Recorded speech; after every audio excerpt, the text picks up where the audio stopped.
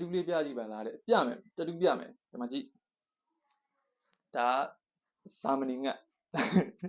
ဇာမနီငှက်ကိုမှ8ကောင်ပွားထားတာနော်1ကောင်2ကောင်3ကောင်4ကောင်5ကောင်6ကောင်9ကောင်10ကောင်ပွားထားတာဒီကောင်ကကြတော့ကျွန်တော်14နှစ်သားမှထိုးထားတာဘာမှမဟုတ်ယူတူတူပေါ်တော်စိတ်မနှက်တဲ့ချိန်တော့ထိုးထားတာ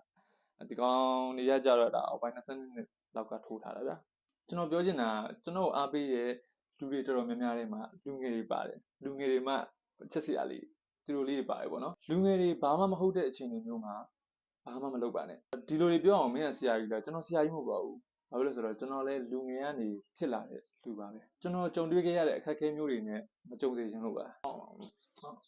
ငယ်ရွယ်နဲ့လမ်းမရောက်စေချင်လို့ပါကျွန်တော်တော့လူကောင်းဖြစ်တာ4နှစ်ပဲရှိသေးတယ်အဲ့4နှစ်မတိုင်ခင်တော့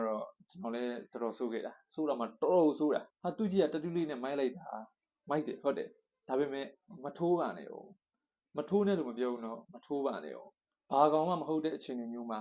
လှုပ်ချင်ရလှုပ်ပြီးဖြစ်ချင်တာတွေဖြစ်သွားမှဆိုလို့ပါကိုဘွားကိုယက်တည်နိုင်တဲ့အခြေအနေမျိုးတို့ကိုလန်းကိုဖောက်နိုင်တဲ့အခြေအနေမျိုးဆိုရင်တော့မင်းလှုပ်ချင်ရလှုပ်လိုက်โอเค